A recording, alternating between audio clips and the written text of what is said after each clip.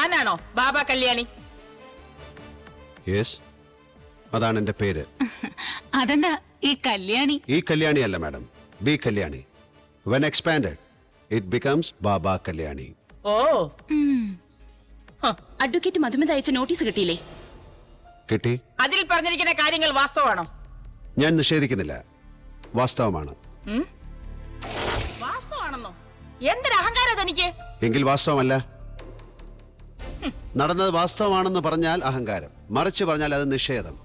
ഇതിൽ രണ്ടിലും പെടാത്ത എന്ത് മറുപടിയാണ് കമ്മീഷൻ പ്രതീക്ഷിക്കുന്നത്? മാഡം പകൽ വെളിച്ചം പോലെ ഒരു ഫോട്ടോഗ്രാഫ് തെളിവായി കയ്യിൽ വെച്ചുകൊണ്ട് വാസ്തവമാണോ എന്ന ചോദ്യം ചോദിക്കുന്നതിൽ എന്ത് പ്രസക്തി? അല്ലെങ്കിൽ അത് ഞാൻ നിഷേധിച്ചിട്ട് എന്ത് കാര്യം? മിസ്റ്റർ ബാബ കല്യാണി നിഷേധിക്കാത്ത സ്ഥിതിക്ക് മിസ് മധുവിന് എന്തെങ്കിലും പറയാനുണ്ടോ? മാപ്പ് പറയണം. ചെയ്തു പോയ തെറ്റിന് പരസ്യമായി മാപ്പ് പറയണം. അതിൽ കുറഞ്ഞ ഒരു കോംപ്രമൈസിന് ഞാൻ തയ്യാറല്ല.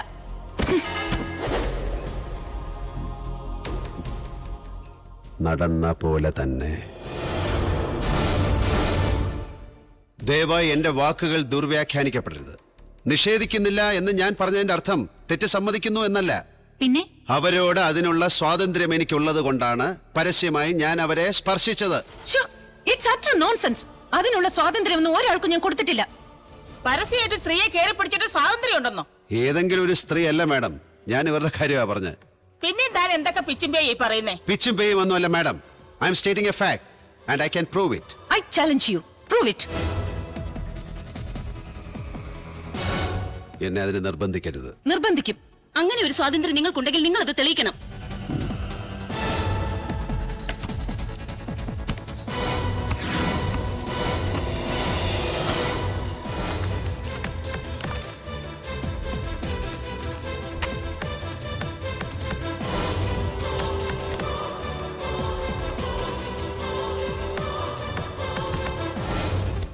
അന്ന് കോടതി മുറ്റത്ത് വെച്ചല്ല ഞാൻ ആദ്യമായി ഇവരെ തൊട്ടത്. അതിനു മുമ്പും അവരുടെ ദേഹത്ത് ഞാൻ തൊട്ടിട്ടുണ്ട്. അവരെന്നെ തലോടിയിട്ടുണ്ട്. ഞാനും. ഞങ്ങൾ പരസ്പരം വാരി പുണർന്നിട്ടുമുണ്ട്.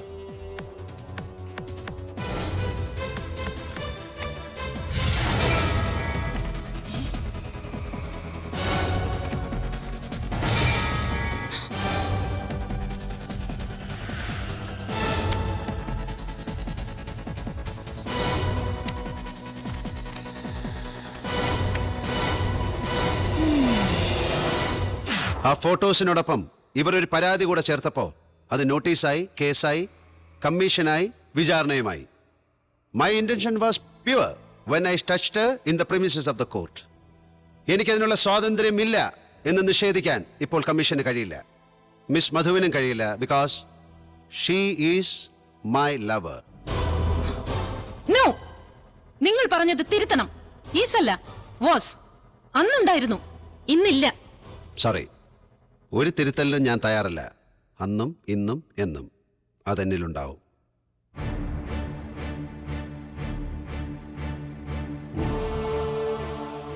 ഒരു തെറ്റിദ്ധാരണ മൂലമാണ് ഈസ് അല്ല വാസ് എന്ന് മധുവിന് പറയേണ്ടി വന്നത്. ഇന്നല്ലെങ്കിൽ നാളെ ആ ധാരണ മാറാം. ഒരു തെറ്റിദ്ധാരണയുമല്ല, ശരിയായ ധാരണയുള്ളൂ എനിക്ക്. വർഷങ്ങളായി ഞാനും എന്റെ അച്ഛനും ആ ദുഃഖം അനുഭവിക്കാൻ തുടങ്ങിയിട്ട്. ഈ ജന്മം എനിക്ക് ഇനി ഈ മനുഷ്യനെ സ്നേഹിക്കാൻ കഴിയില്ല. ഇയാൾ എന്റെ ജ്യേഷ്ഠനോട് ചെയ്ത ക്രൂരത മറക്കാനും കഴിയില്ല. എനിക്കും അതാ പറയാനുള്ളത്. ഈ ജന്മം എനിക്ക് മറ്റൊരാളെ സ്നേഹിക്കാൻ കഴിയില്ല, മധുവിനെ മറക്കാനും കഴിയില്ല. ആ ഒരു മനോഭാവം എന്റെ മനസ്സിലുള്ളത് കൊണ്ടാണ് അന്ന് കോടതി വളപ്പിൽ വെച്ച് തന്റെ നിലയ്ക്ക് ചേരാത്ത വാക്കുകൾ ഇവരിൽ നിന്ന് വന്നപ്പോൾ ഞാൻ നിയന്ത്രിക്കാൻ ശ്രമിച്ചത്. അല്ലാതെ ഇവരുടെ പരാതി പറയുന്ന പോലെ ഇവരെ അപമാനിക്കാനോ ഇവരുടെ ശരീരത്തിനെയോ മനസ്സിനെയോ കളങ്കപ്പെടുത്താനോ ഞാൻ ഉദ്ദേശിച്ചിട്ടില്ല. Let me conclude. തുടക്കത്തിൽ മാഡം എന്നോട് ചോദിച്ചു ഈ കല്യാണി എന്താണെന്ന്. കല്യാണി എൻ്റെ അമ്മയാണ്. ഒരുപാട് വാത്സല്യവും സ്നേഹവും മാത്രം തന്ന എൻ്റെ അമ്മ. അമ്മയുടെ ഓർമ്മ എന്നിൽ എപ്പോഴും നിലനിൽക്കാൻ വേണ്ടിയാണ് ആ പേര് എൻ്റെ പേരിനോടൊപ്പം ഞാൻ ചേർത്തത്.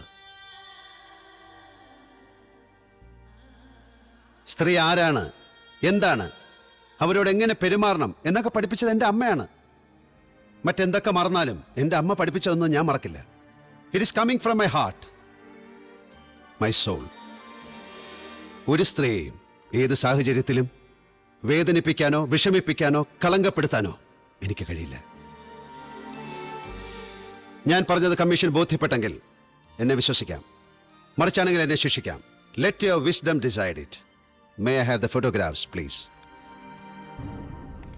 Thank you.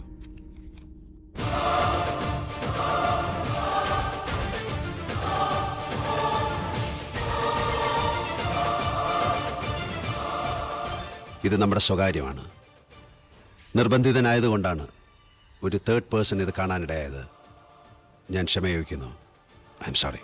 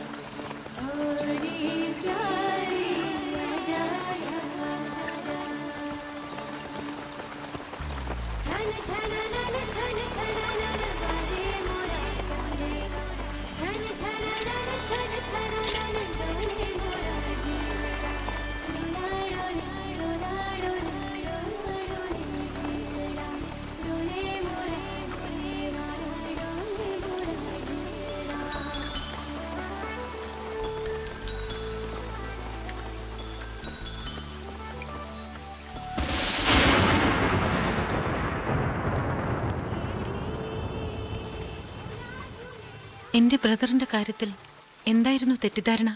ആ തെറ്റിദ്ധാരണ ഇനിയെങ്കിലും തിരുത്തിക്കൂടെ? എപ്പോൾ ക്രൈസിസ് ഉണ്ടായാലും സുപ്പീരിയേഴ്സിന് ഒരു ബലിയാടിനെ കിട്ടും മുന്നിൽ നിർത്താൻ. അത് തന്നെയാണ് ഈ തെറ്റിദ്ധാരണയ്ക്ക് കാരണം. എൻ്റെ പഴയ ബോസ് IG പശുപതിയുടെ മകൾ രാജിയെ സന്തോഷ് കോളേജിൽ വെച്ച് റാഗ് ചെയ്തതും ബോസിൻ്റെ നിർദ്ദേശം അനുസരിച്ച് സന്തോഷിനെ ഞാൻ കസ്റ്റഡിയിലെടുത്തതുമൊക്കെ എല്ലാവർക്കും അറിയാവുന്ന കാര്യം. സന്തോഷിനെ ചോദ്യം ചെയ്ത് തെളിവെടുപ്പ് നടത്തിയപ്പോൾ എനിക്കൊരു കാര്യം ബോധ്യമായി. രാജി നടന്ന സംഭവത്തെ കുറെ എക്സാഗ്രേറ്റ് ചെയ്തതാണ്. എങ്കിലും അവളോട് മാപ്പ് പറയാം എന്ന് സന്തോഷ് സമ്മതിച്ചു. ഇവിടുന്ന് അങ്ങോട്ടാണ് തെറ്റിദ്ധാരണയുടെ തുടക്കവും ഞാൻ ബലിയാടായതും.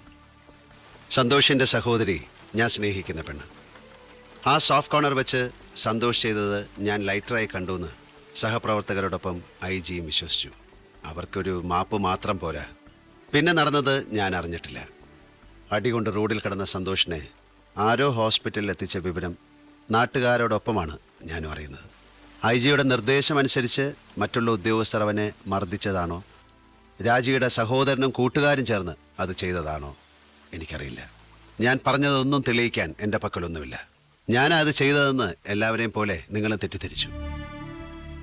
എന്തുകൊണ്ട് ഇതൊന്നും അന്ന് തന്നെ പറഞ്ഞില്ല? എന്തുകൊണ്ട് മധു എന്നോടത് ചോദിച്ചില്ല? എല്ലാവരും കൂടെ എന്നെ ശത്രുവായി പ്രഖ്യാപിച്ചില്ലേ? ഞാൻ എത്ര ശ്രമിച്ചിട്ടും എന്നെ കാണാൻ കൂട്ടാക്കിയോ? എന്നോട് സ്നേഹമൊക്കെയാണ് അദ്ദേഹത്തിന്. പക്ഷേ blood is thicker than water. Madhu തെറ്റിദ്ധരിച്ചതിന് പിന്നിലും അതല്ലേ കാരണം? Santhosh is more than me to you. So you believed it.